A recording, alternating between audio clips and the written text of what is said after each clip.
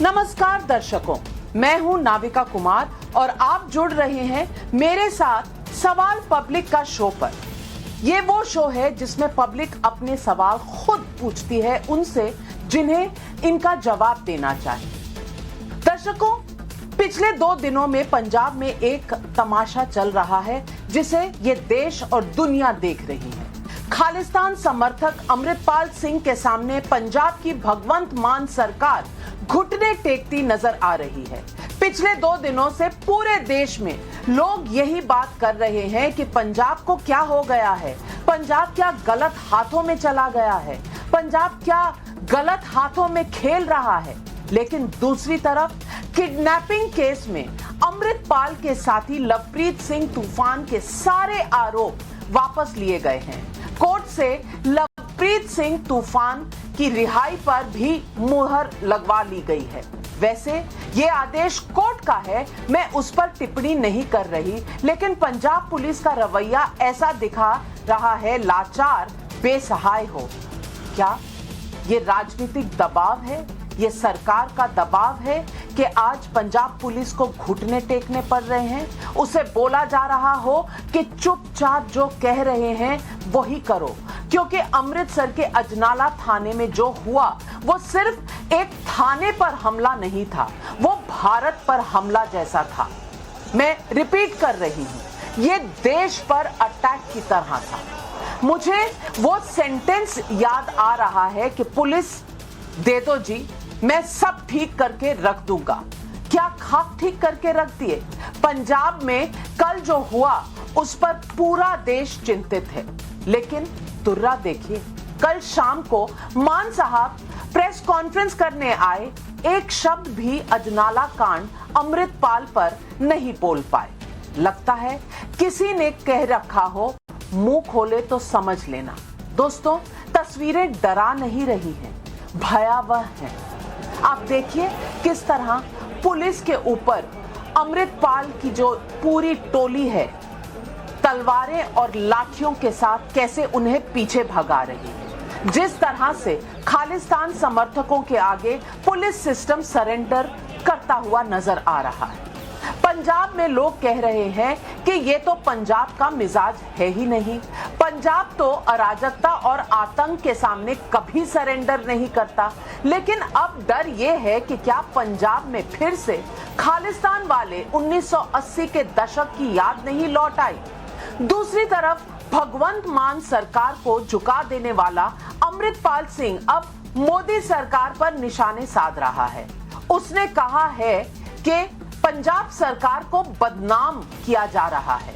अमृतपाल ने कल ही ये धमकी भी दी थी कि जो हाल इंदिरा गांधी का हुआ था वो हाल अमित शाह गृह मंत्री का भी होगा। खालिस्तानी गैंग का निशाना पंजाब सरकार नहीं मोदी सरकार है। यही है आज सवाल पब्लिक का।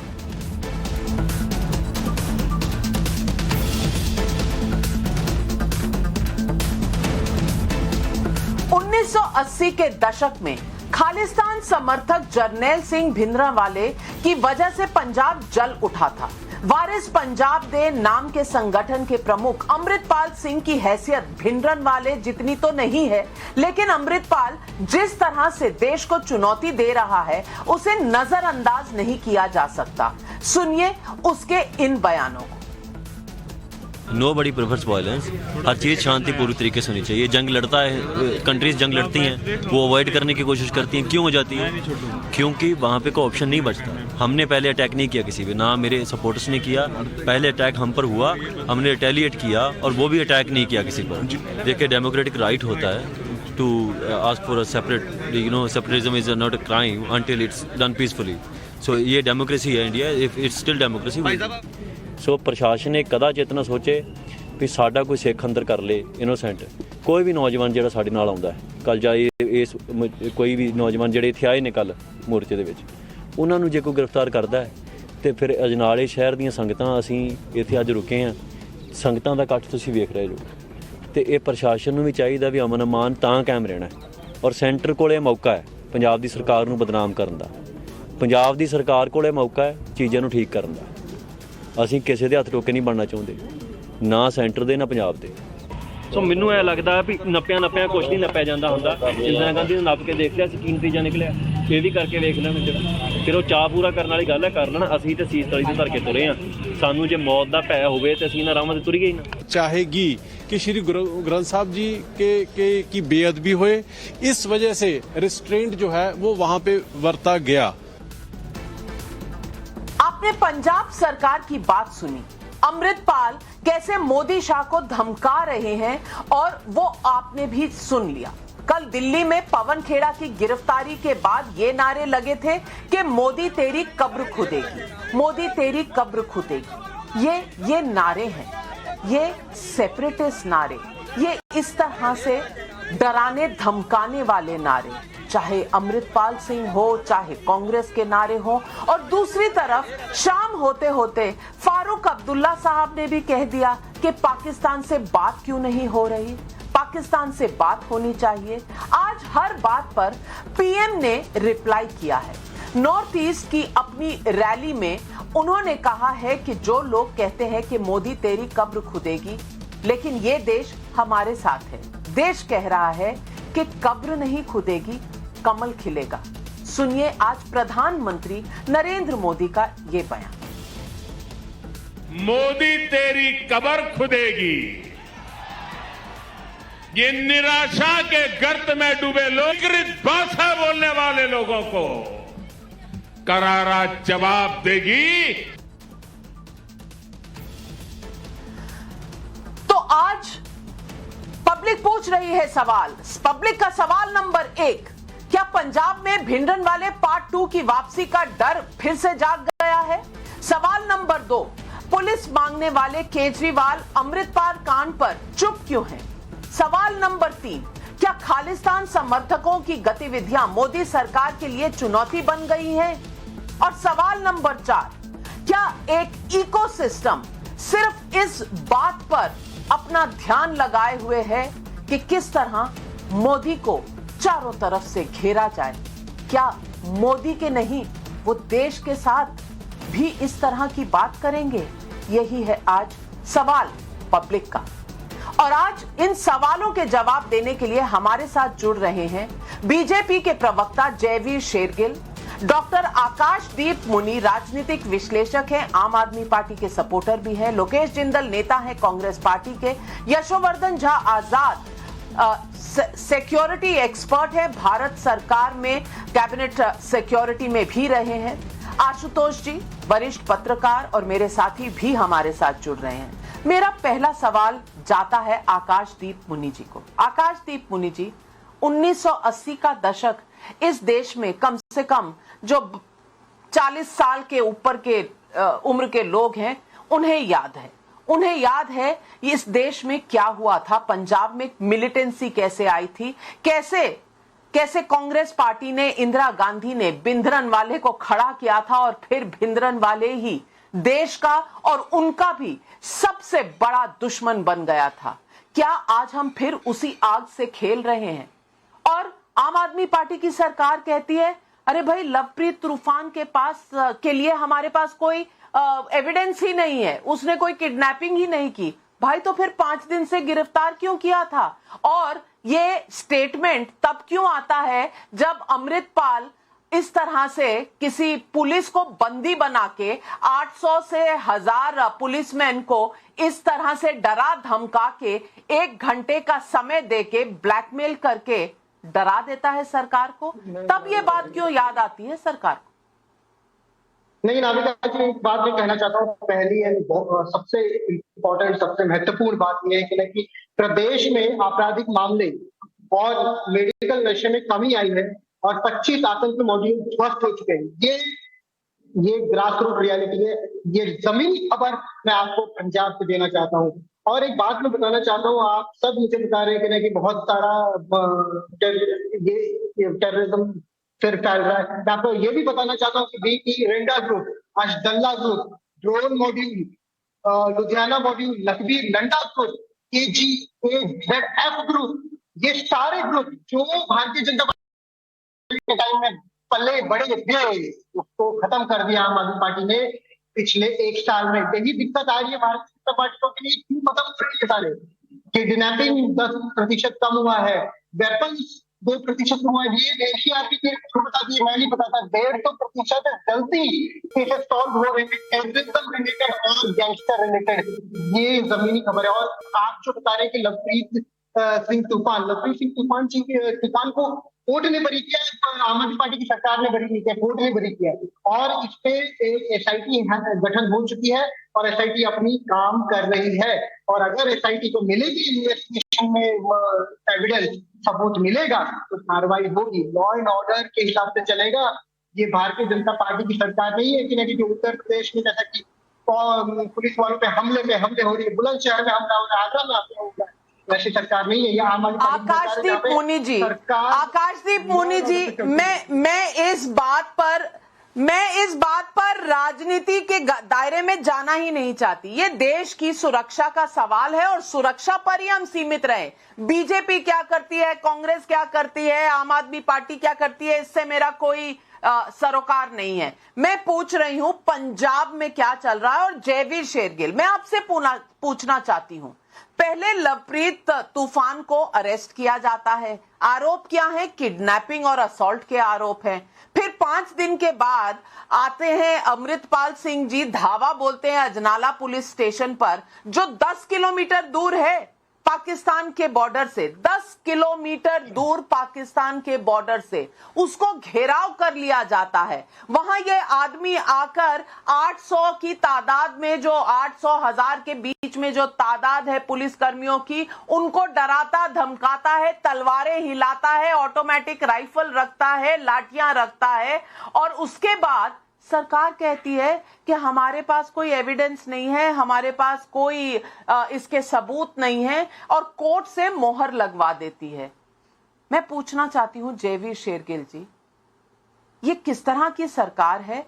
और ये दुनिया में भी जो भी देख रहा होगा वो ये नहीं कहेगा कि ये एक बनाना रिपब्लिक है। राज्य की सरकार अलग, देश की सरकार का भी तो कोई फर्ज होगा।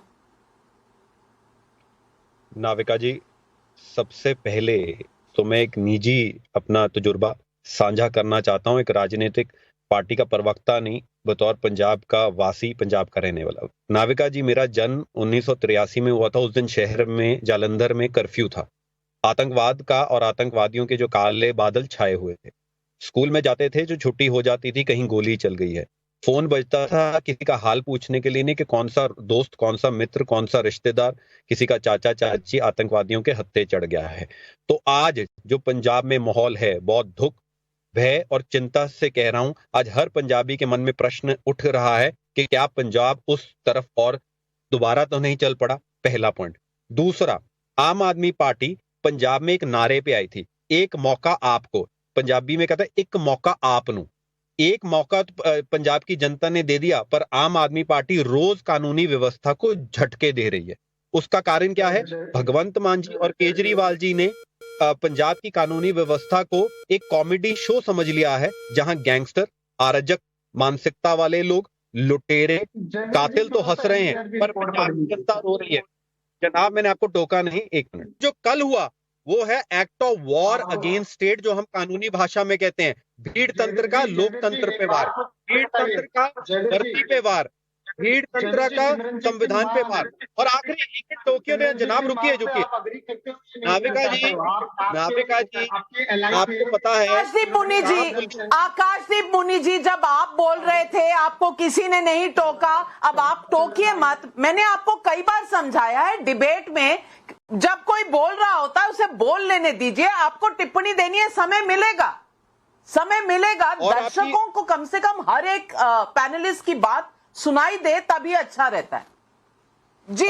डिबेट सेट करने के लिए केवल एक प्रश्न, नाविका जी, पंजाब पुलिस का शौर्य का, जांबाजी का और निडरता का उदाहरण पूरे देश में चलता है। आपको भी पता, आपका तजुर्बा, किसी देश के सूबे में कोई दंगा हो जाए, पहले क्राउड कंट्रोल के लिए पंजाब पुलिस को बुलाया जाता है।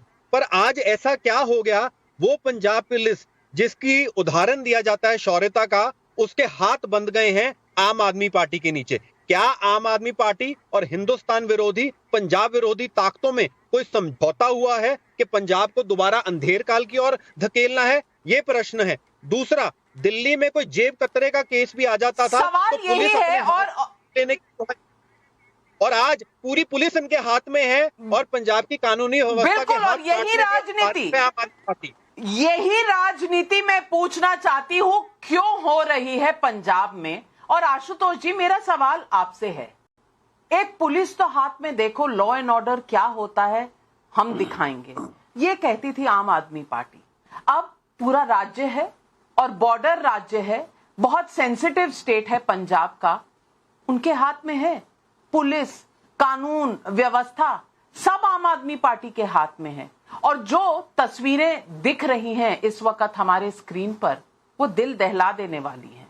वो दिखाती हैं कि कैसे स्टेट का एक एब्जेक्ट सरेंडर हो गया है, घुटने टेक दिए गए हैं, जहां लोग तलवारों से डरा रहे हैं, धमकियां दे रहे हैं कि 1 घंटे में रिहा कर दो वरना देख लेंगे, और स्टेट की पुलिस बिल्कुल सरेंडर कर देती है। और ये इसलिए नहीं क्योंकि स्टेट की पुलिस में दम नहीं है। सिख रेजिमेंट हो या पंजाब की पुलिस हो, हमेशा दमदार मानी गई है। तो क्या ये राजनीतिक दबाव है, और ये किस तरह का दबाव जो भारत के सिक्योरिटी पर इतना बड़ा प्रश्न चिन्ह लगा दे? नाविका, जब पंजाब के अंदर आम आदमी पार्टी की सरकार आ रही थी या आने की उम्मीद थी, उस वक्त मैंने अपने कुछ मित्रों से प्राइवेटली इस बात को शेयर किया था और मुझे इस बात का डर और आशंका थी। शायद मैंने अपने किसी कॉलम में भी इस बात का जिक्र किया था। दरअसल जो पंजाब में जो हो रहा है, मुझे इसमें किसी तरीके से कोई हैरानी नहीं है। मुझे लग रहा था कि ऐसा ही होगा, और उसके कारण बड़े स्पष्ट हैं। सबसे बड़ा कारण आज की तारीख में यह है क्योंकि पंजाब में इस वक्त जो सरकार है, जो नेतृत्व है, जो कैबिनेट मिनिस्टर्स हैं, उनको पंजाब की पॉलिटिक्स में जो उसकी इंट्रिकेसीज है, उसको किसी तरीके का कोई अनुभव नहीं है हैंडल करने का। पंजाब हिंदुस्तान का अलहदा राज्य है जहां पर धर्म और राजनीति का मिक्सअप होता है, जो पाकिस्तान से बिल्कुल पूरी तरीके से लगा हुआ है। पंजाब का अपना एक आतंकवाद का इतिहास रहा है और पंजाब को एक बहुत ही एक्सपीरियंस्ड लीडरशिप की जरूरत है। आज की तारीख में पंजाब में वो लीडरशिप की अनुपस्थिति है पूरी तरीके से। सबसे बड़ा डर जो इस वक्त है वो ये है कि पंजाब के अंदर पंजाब की सरकार नहीं चला रही, बल्कि पंजाब को दिल्ली से चलाने की कोशिश की जा रही है। और पंजाब में इस वक्त जो लोग पीछे से सरकार चला रहे हैं वो लड़के हैं, मैं शब्द का इस्तेमाल कर रहा हूं, वो लड़के हैं जिनको ना तो राजनीति का कोई अनुभव है, जिनको ना तो पंजाब का कोई अनुभव है, जिनके हाथ में सत्ता दे दी गई है। भगवंत सिंह मान बेसिकली एक कठपुतली की तरीके से वहां काम कर रहे हैं, और दिल्ली से जब भी पंजाब को चलाने की कोशिश की जाएगी, पंजाब में रिएक्शन होगा। इसलिए मुझे कोई हैरानी नहीं। आप अगर पैटर्न देखें तो जिस तरीके से इंटेलिजेंस के हेडक्वार्टर पर आरपीजी का अटैक हुआ, जिस तरीके से आईडी का अटैक हुआ, जिस तरीके से खालिस्तान के नारे लगे, और ये अमृतपाल सिंह है कौन? 1 साल पहले तक इसको कोई नहीं जानता था, और ये अमृतपाल सिंह पिछले 8-9 महीनों से लगातार जिस तरीके से भारत विरोधी बातें कर रहा है, जिस तरीके से आतंकवाद को खड़ा करने की कोशिश कर रहा है, क्या वहां की पंजाब की सरकार कानों में तेल डालकर सोई पड़ी हुई थी? क्या वहां के अफसरों के अंदर कोई रीढ़ की हड्डी दिखाई पड़ रही थी? क्या उनको पंजाब के इतिहास का कोई बिल्कुल। मैं लोकेश जिंदल जी को लाना चाहती हूं। आप 90 सेकंड से अधिक बोल चुके हैं आशुतोष जी। मैं लोकेश जिंदल जी से पूछना चाहती हूं, ये सिर्फ पंजाब की बात नहीं है, और अब मैं लार्जर प्लॉट पर आपसे सवाल पूछना चाहती हूं। एक गाली देने पर अरेस्ट हो रहे थे पवन खेड़ा जी, और दूसरी तरफ कब्र खुदेगी की बात हो रही थी। रनवे पर बैठा जा रहा था, फ्लाइट को उड़ने नहीं दिया जा रहा था। कल इस तरह के नजारे भी देखे। ये अराजकता अब दिल्ली तक लाने की कोशिश है। क्यों? क्योंकि मोदी को घेरना है। उधर आम आदमी पार्टी दिखा रही है कि हमारे हाथ में पुलिस दे दो, इधर कांग्रेस पार्टी कह रही है मोदी तेरी कब्र खुदेगी, और उधर फारूक अब्दुल्ला जी कह रहे हैं पाकिस्तान से बात कर लो। अरे भाई, किससे कर ले? पाकिस्तान का हाल देखा है आपने? खाने के लाले पड़े हुए हैं वहां पर सड़कों पर लोग हैं, ना खाना है, ना पेट्रोल है, ना कोई अर्थव्यवस्था है, ना कोई सरकार है वहां पर। लेकिन पाकिस्तान से बात कर लो। लोकेश जिंदल जी, मैं आपसे पूछना चाहती हूं, क्या ये मसला सिर्फ पंजाब का है या अब ये मसला ये है विपक्ष में कि आप पंजाब में आग लगाइए, हम दिल्ली के टारमैक पे रनवे पर आग लगाएंगे और कोई कश्मीर में आग लगाएगा? क्या ये देश के साथ खिलवाड़ हो रहा है विपक्ष का? नाविका जी, मुद्दा तो पूरा सरकार की नालायकी का है। ये सरकार जिसको पंजाब में अभी इमीडिएटली आर्टिकल 365 इन्वोक करना चाहिए, आम आदमी पार्टी की सरकार को डिसमिस करना चाहिए, ये सरकार चुपचाप बैठी हुई है। होम मिनिस्टर साहब कर क्या रहे हैं, मुझे ये नहीं समझ में आ रहा। देखिए, 1986 में मेरा भी जन्म संगरूर में मलेरकोटला में हुआ है। मैं खुद जानता हूं, मेरे खुद फैमिली मेंबर जो थे, हरचंद सिंह लोंगोवाल जी का जब असैसिनेशन हुआ, सुरजीत सिंह बरनाला जी जब आए थे, तब उस समय हमने अपने खुद फैमिली मेंबर्स को खोया है उस टेररिज्म में। पंजाब में जब ये टेररिज्म बढ़ता है तो ना तो कोई सरकार संभाल पाती है और ना ही आर्मी मोबिलाइजेशन काम पे आता है। लेकिन आम आदमी पार्टी ने पूरी तरह घुटने टेक दिए और भाजपा सरकार ने आंख और कान बंद कर लिए। वो तो चाहती है कि ये हिंसा और ज्यादा भड़के, ये हिंसा भड़के ताकि उनको पॉलिटिकल एडवांटेज मिले इस चीज का। वो ये क्यों नहीं समझ रहे कि अगर पंजाब में आग लगेगी वो आग पूरे हिंदुस्तान में फैल सकती है। इसके लिए मैं बीजेपी को कसूरवार से ठहराता हूं। देखिए, सिंगू बॉर्डर पे जब सारे किसान आके बैठे हुए थे, उस समय आम आदमी पार्टी ने षड्यंत्र रचा था। उसी समय जब यहाँ पर जब रेड फोर्ट के ऊपर इन्होंने झंडा गाड़ा था, उस समय सरकार ने क्यों नहीं कदम उठाए? सरकार ने कदम नहीं उठाए क्योंकि आगे इलेक्शन थे। और आज भी सरकार कदम नहीं उठा रही। क्यों नहीं उठा रही? क्योंकि आगे जनरल इलेक्शन आ रहे हैं। तो बात यह है, इलेक्शन के तौर पर राजनीति के लिए क्या पंजाब के आम आदमी का जीना दूभर कर देगी सरकार? क्या फिर से खालिस्तानी हमला होगा? क्या फिर से मासूम लोग मारे जाएंगे? सरकार को अब चाहिए कि राजनीति छोड़ के, चुनाव छोड़ के उसे अपना काम करना होगा। आम आदमी पार्टी की सरकार को डिसमिस करना होगा इमीडिएटली और एक्शन लेना होगा उन सभी खालिस्तानी उग्रवादियों से जो फिर से चाहते हैं कि पंजाब के अंदर अराजकता आ जाए। मैं आ रही हूं आकाशदीप मुनि आपके पास भी, जयवीर शेरगिल आपके पास भी, लेकिन मेरा सवाल यशोवर्धन जी के साथ है। यशोवर्धन जी, जब आप ये देखते हैं और आप सिक्योरिटी के विशेषज्ञ हैं, आपने ये चीजें देखी हैं, ये स्टेट में आप पंजाब को एक आइसोलेटेड चीज देख रहे हैं या ये एक तरह का पैटर्न है जो आप देख रहे हैं? कोई कह रहा है पाकिस्तान से बात कर लो, कोई कह रहा है मोदी की कब्र उठेगी, कोई अराजकता टारमैक पे फैला रहा है, कोई पंजाब जला रहा है। ये आप एक पैटर्न देख रहे हैं क्योंकि इस देश में चुनाव आने वाले हैं। आप तो इंटेलिजेंस ब्यूरो में भी रहे हैं।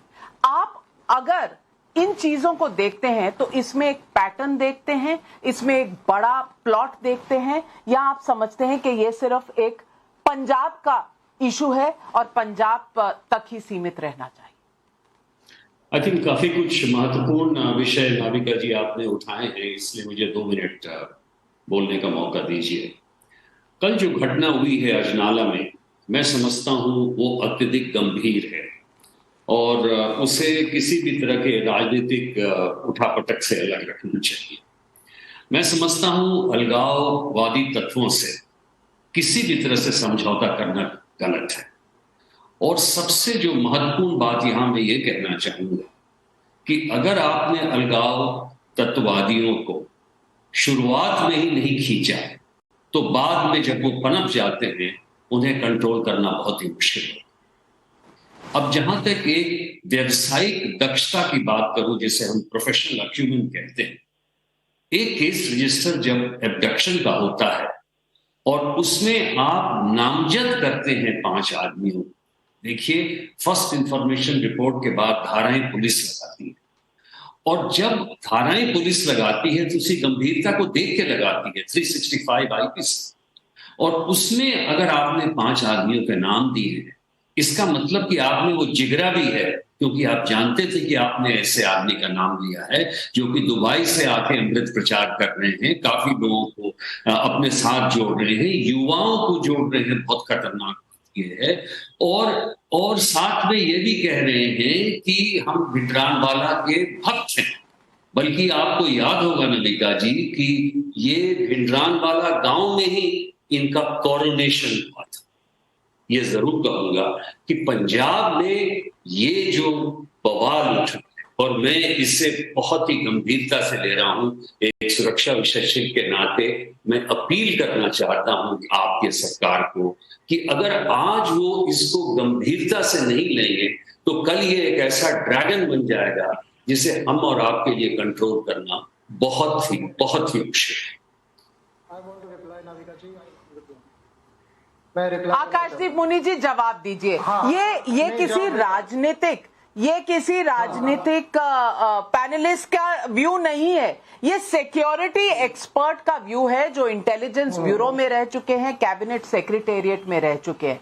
और इसमें आम आदमी party, Congress party, Akali Dal, BJP का सवाल नहीं है। सवाल है एक, हम नागरिक हैं जिस देश के, उस देश का नाम भारत है, और भारत की सुरक्षा के लिए क्या आपको ये नजर नहीं आ रहा जो आज जिस तरह से आम आदमी पार्टी की सरकार घुटने टेकते हुए नजर आ रही है, क्या आप एक बड़ी मुसीबत को न्योता नहीं दे रहे? मैं आपसे सहमत नहीं हूँ नाविका जी। मैं आपको बताना चाहता हूँ कि लोगों ने बोला कि मैं यहाँ पे पंजाब में हमारा जन्म हुआ था। मैं बता रहा हूँ मैं आज पंजाब में हूँ और पंजाब की जमीनी हकीकत को मुझे पता है। मैं आपसे एक बात कहना चाहता हूँ कि मैं भारतीय जनता पार्टी से पूछना चाहता हूँ, क्या आप सिमरनजीत सिंह मान जो संगरूर के एमपी है, जो खालिस्तानी को ओपन सपोर्ट करते, क्या आप उनसे एग्री करते हो या नहीं हो? लोगों को बता दीजिए, भारत जानना चाहता है। दूसरा चीज, लोग बोल रहे हैं कि प्रेसिडेंट शरूर लगा देना चाहिए। 2016 में लगातार किलिंग हो रहे थे, ओपन किलिंग, और दशमेश ग्रुप ने ओपनली बोला था कि हमने किया है किलिंग। वो सारे ग्रुप को आम आदमी पार्टी ने खत्म किया। 25 टेरर। जयवीर शेरगिल, सिमरनजीत सिंह मान का सवाल जब उठता है तो जवाब दीजिए, क्योंकि आकाशदीप मुनि के पास इस बात का कोई जवाब नहीं है कि इस राज्य में चीफ मिनिस्टर का घर भी घेराव हो चुका है किसानों द्वारा, वहां भी लाठियां चल चुकी हैं, लेकिन सवाल ये उठा रहे हैं सिमरनजीत सिंह मान का। तो जयवीर शेरगिल जी आप जवाब दीजिए। नाविका जी, दो बातें कहना चाहूंगा। एक तो पैटर्न पे बात रखी गई है, और जो ये व्यक्ति हैं इनसे भी अनुरोध है मुझे टोके ना। पहली बात, आज भी आपके शो पे दुर्भाग्य देखिए, माननीय प्रधानमंत्री नरेंद्र मोदी जी को हराने का लालच और लालसा इतने खतरनाक स्तर पे पहुंच चुकी है कि विपक्ष अपने देश की सुरक्षा को, कानूनी व्यवस्था को ही अजगर की तरह निकल जाना चाहता है और देश विरोधी ताकतों के साथ हाथ मिलाना चाहता है ताकि किसी तरह गद्दी पे बैठ जाए। जॉर्ज सोरोस की बात आती है तो निशाना कांग्रेस उनकी प्रवक्ता बन जाती है कि भाजपा। दूसरा, बीबीसी डॉक्यूमेंट्री आती है, जब कांग्रेस ने खुद बैन की थी उसको हर जगह स्क्रीनिंग दिखाई जाती है ताकि भारत बुरा दिखे। तीसरा, आज भी आपके शो पे लोकेश जिंदल नामक जो ये व्यक्ति कांग्रेस के हैं, इन्होंने अमृतपाल के बारे नहीं बोला, इन्होंने आम आदमी पार्टी के बारे नहीं बोला जिसकी लॉ एंड ऑर्डर है, इन्होंने नरेंद्र मोदी जी पे निशाना साध दिया। वो व्यक्ति आरटीआई है जनाब।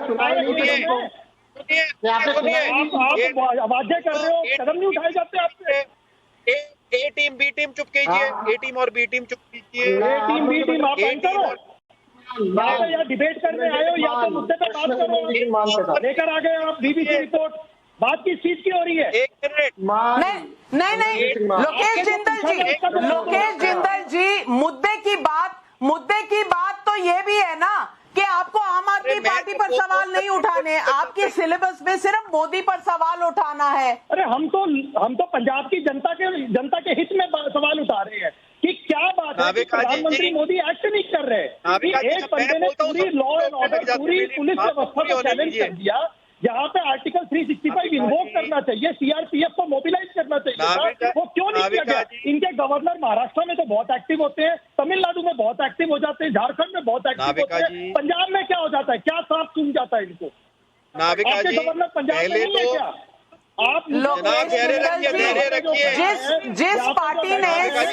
जिस पार्टी ने हाफ सेंचुरी, लोकेश जिंदल जी जिस पार्टी ने हाफ सेंचुरी की हो आर्टिकल 356 की, उनके लिए तो एक ही सोल्यूशन है कि आर्टिकल 356 इन्वोक किया जाए।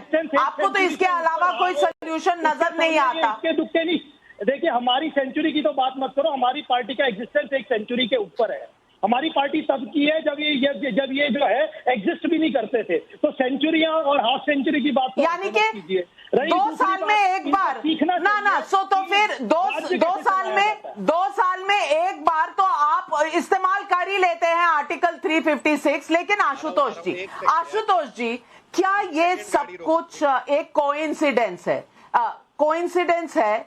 एक सवाल इस बात का, बीबीसी की डॉक्यूमेंट्री की टाइमिंग, जॉर्ज सोरोस की स्टेटमेंट की टाइमिंग, खालिस्तानी तत्वों का सर उठाना, फारूक अब्दुल्ला का पाकिस्तान से बात करने पर जोर देना, और 5वीं बात कि कांग्रेस का रोज नया बखेड़ा और अब अराजकता ऐसी। और मैं इस मुद्दे पर कोई डिबेट ही नहीं करना चाहती कि कौन गलत है कौन सही। भाई किसी को क्यों एरोप्लेन से पकड़ा जा रहा है, गिरफ्तार किया जा रहा है, वो भी सवाल है। लेकिन क्या आप इसके बदले में रनवे पर बैठ जाएंगे, लोगों की फ्लाइट मिस करा देंगे, लोगों को जो पैसे देकर अपनी टिकट खरीद कर अपने काम से जा रहे हैं उनके लिए आप इस तरह की सिक्योरिटी चैलेंज कर देंगे? मैं पूछ रही हूं कि क्या ये सब एक तरफ का अंदेशा नहीं देता कि बस घेरो मोदी प्रोपेगेंडा चल रहा है, चाहे उसके लिए हथियार कोई भी इख्तियार करना पड़े?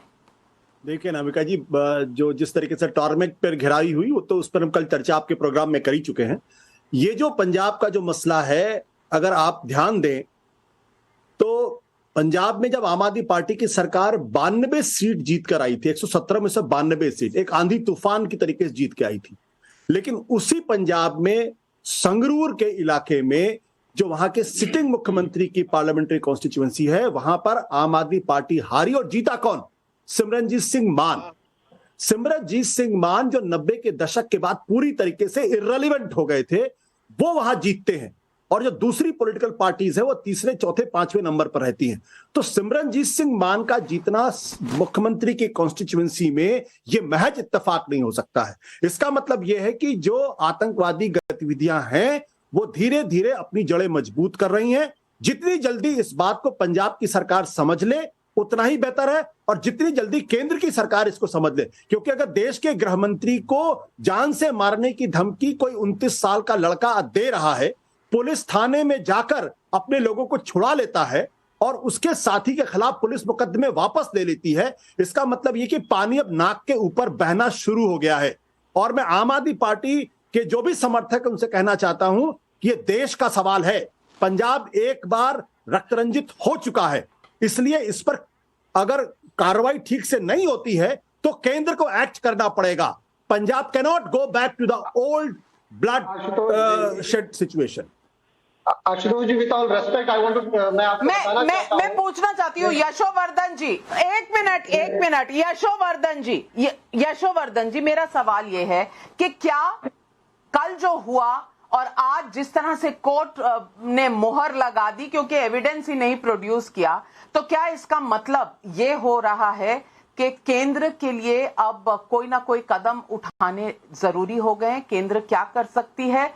और क्या ये एक और नए पॉलिटिकल सवाल को जन्म नहीं दे देगा कि अरे भाई हाय तौबा हो गई कि कोई दूसरे विपक्षी दल के राज्य में अब केंद्र इस तरह से दखल अंदाजी कर रहा है? ये सारे सवाल क्या उठकर नहीं आएंगे? और क्या यही विपक्ष नहीं चाहता? क्योंकि मैं जब बीबीसी की, सोरोस की और हिंडनबर्ग की और तमाम इन गतिविधियों की बात करती हूं, तो क्या ये एक फॉरेन हैंड है या सिर्फ ये एक अंदरूनी राजनीति चल रही है? देखिए नामिका जी, जहां तक एक सीमावर्ती राज्य का सवाल है और वहां पर एक तरह की जब अलगाववादी तत्वों की इस तरह से कार्रवाई होती है तो मैं नहीं समझता हूं कि केंद्र को जरा भी हिचकना चाहिए। मुझे आशा तो जरूर है कि इंटेलिजेंस ब्यूरो अवश्य अपनी पहलजी अपने कार्यक्रम में भी आपने कई बार किया है कि अभी तक वहां से जो ड्रोन सप्लाईज वो चल रहे हैं जम्मू बॉर्डर तक, और वहां पे स्मगलिंग का जो कार्रवाई है वो चल रही है, और ड्रग्स की जो कार्रवाई है वो भी चल रही है। बल्कि मैं तो ये कहना चाहूंगा कि पंजाब में आज एक तरह का वैक्यूम क्रिएटेड है। वैक्यूम है पॉलिटिकल, सोशियो इकोनॉमिक। आज वहां का यूथ क्यों जुड़ रहा है ये यंग भिंडरानवाला के साथ? क्योंकि वहां पे ड्रग्स के तो प्रॉब्लम है, हेल्थ इश्यूज हैं, अनएम्प्लॉयमेंट है, और इसलिए बहुत ही आवश्यकता है केंद्र को एक सख्त नजर रखने की। मुझे जैसा कि आशुतोष जी ने कहा, देखिए एक 29 साल का लड़का अगर होम मिनिस्टर को गाली देता है, चाहे वो किसी भी पार्टी का हो, वो एक देश का होम मिनिस्टर है, वो देश के हमारे प्रधानमंत्री है, किसी भी पार्टी के रहे, हमें उससे मतलब नहीं। जब ऐसी आवाजें उठ रही है एक सीमावर्ती राज्य से, मैं नहीं समझता कि आप इसे सिर्फ अकेला छोड़ देना चाहिए आपको, चाहे विपक्ष कुछ भी कहे। इसलिए ये आवश्यक है कि हम अपने बॉर्डर की सीमा सुरक्षा को बढ़ाएं। खालिस्तानियों के सपोर्ट आप देख रहे हैं कि ऑस्ट्रेलिया में क्या हो रहा है, वहां मंदिरों पे अटैक कर रहे हैं, खालिस्तानी एलिमेंट्स कर रहे हैं। कनाडा में क्या हो, आपने ये भी देखा कि वारिस डे में अर्लियर कहां से फंडिंग आ रही थी। अगर ऐसे समय में अगर केंद्र चौकन्ना नहीं रहे, मैं अवश्य इंटेलिजेंस ब्यूरो उस पर ध्यान दे रहा है, लेकिन अगर कुछ ऐसी कार्रवाई बढ़ती है आतंकवादी तत्वों की, तो मैं समझता हूं सख्त से सख्त कार्रवाई केंद्र को बिना सोचे बिना करना चाहिए, क्योंकि देश को बचाना सर्वोपरि है। बिल्कुल आपने सही कहा। और आकाशदीप पुन्नी, दिल्ली से अतुल कुमार सिंह का सवाल है, इस देश ने तब केजरीवाल जी या मान साहब की पुलिस का दम देख लिया था जब पंजाब में सरेआम हिंदू नेता सुधीर सूरी की हत्या हुई थी। अगर उस वक्त जबरदस्त एक्शन लिया होता तो शायद अमृतपाल सिंह जैसों की हिम्मत ही नहीं होती कि सीधे अमित शाह जी को धमकी देने लगे।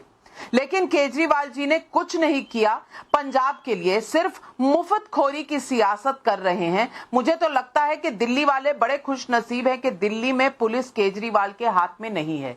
ये भी पब्लिक का समझना है। क्या जवाब देंगे आज आप? मैं पब्लिक को बताना चाहता हूँ, पब्लिक को मैं बताना चाहता हूँ कि 18 जनवरी 2016, 3 फरवरी 2016, 16 फरवरी 2016, 24 अप्रैल 6 अगस्त 2016, इन सभी पे शिवसेना और हिंदू लीडर जो भारतीय जनता पार्टी और शिरोमणि अकाली दल की सरकार थी, भगवंत सिंह मान के सरकार में ऐसा नहीं होता। मैं ये बताना चाहता हूँ भाई, आप सुन लीजिए, आपको समय कांग्रेस में बीजेपी में नहीं, आप सुन लीजिए थोड़ा सा, मैं सुन लीजिए थोड़ा सा। और दूसरी बात ये बताना चाहता हूँ, आपको क्या लगता है कि आप सरकार जो टेररिज्म में आज हो रही है, तुम इधर की बात मत करो, ये बताओ कि कारवा क्यों लूटा। तुम इधर उधर की बात मत करो, ये बताओ काफिला क्यों लूटा।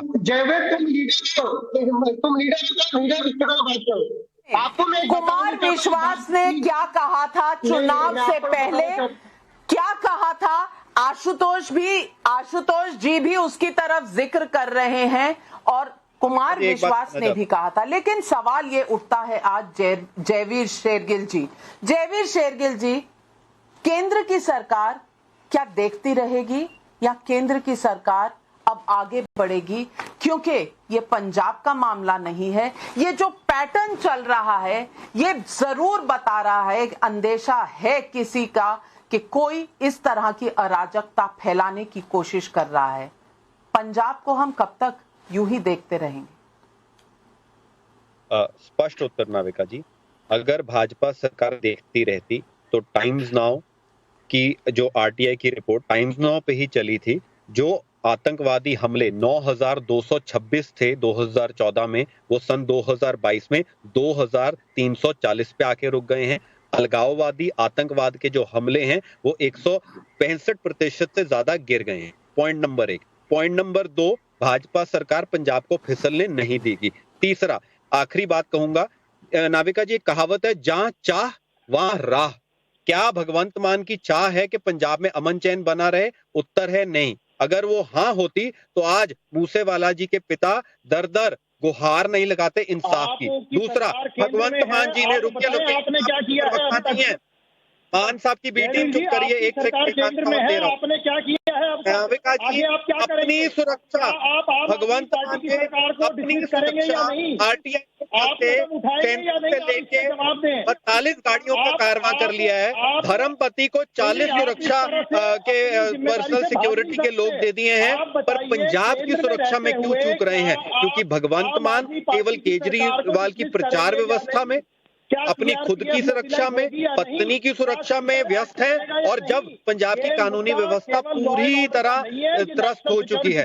सत्य तो ये है, हर पंजाबी आज चिंतित है कि भगवंत मान की सरकार पंजाब की कानूनी व्यवस्था के लिए घातक है, हानिकारक है, और ये स्थिति चलती रही तो वो दिन दूर नहीं जहां राष्ट्रपति शासन लग जाएगा। मैं जिम्मेदारी से कहता हूं। क्या राजनीति करेंगे? क्या आप ठोस कदम उठाएंगे या फिर राजनीति करेंगे? इस बात पे जवाब दीजिए। टीम भगवंत मान के प्रवक्ता चुप रहिए, भगवंत मान के प्रवक्ता चुप रहिए, उनका आप राजनीति छोड़िए। हम कार्रवाई उठाएंगे, वो सबूत मांगते हैं उनके खिलाफ भी, जो प्रवक्ता है उनके खिलाफ भी, जो मोदी की कब्र यहाँ खुदेगी बोलते हैं उनके खिलाफ भी कदम उठाए थे। चिंता आपको ये हो रही है कांग्रेसी और आप वालों को कि भाजपा राज में आज अलगाववादियों का, आतंकवादियों का, और ये जो एक्सट्रीम लेफ्ट लोकेश जिंदल जी, जो पार्टी अराजकता फैलाने में आगे बढ़ती जा रही हो, उसी कंपटीशन में हो जहां रनवे पर बैठना माना जाता है हकों के लिए लड़ना, जब प्रधानमंत्री को गाली देना माना जाता है फ्रीडम ऑफ स्पीच, और जब वो पार्टी पूछती है इस तरह के सवाल तो लोग तो सवाल पूछेंगे। और भिंद्रन वाले का सच तो आप भी जानते हैं लोकेश जिंदल जी, सवाल आज पूछ रहे हैं। वैसे कोलकाता से प्रदीप बर्मन का सवाल है, खालिस्तान समर्थकों की चुनौती को पंजाब सरकार पर ही थोड़े ही छोड़ा जा सकता है, केंद्र सरकार इस पर क्या कर रही है? और ये सवाल आज देश भर के कोने कोने से आ रहा है, चाहे वो आशुतोष जी हो, चाहे वो यशोवर्धन आजाद जी हो, चाहे वो इस देश के दर्शक हों। हम सब यही पूछ रहे हैं कि कब इस पर कोई एक्शन लिया जाएगा, या फिर इस तरह के नजारे कुछ लोगों के और हिम्मत खोलेगी। ब्रॉड डेलाइट में मर्डर होते हुए तो हमने देख लिए पंजाब में, क्या अब इस तरह से अलगाववादियों को जीतते हुए भी देखना बाकी रह गया है? क्या इतने घुटने टेक देगी पंजाब की सरकार?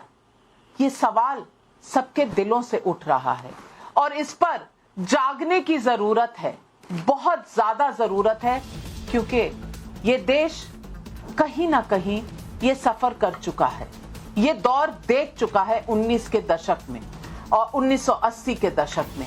हम दोबारा वो कीमत नहीं चुका सकते। हमें नहीं चाहिए कोई ऑपरेशन ब्लू स्टार, हमें नहीं चाहिए कोई टेरर ग्रुप, हमें नहीं चाहिए कोई अलगाववादी।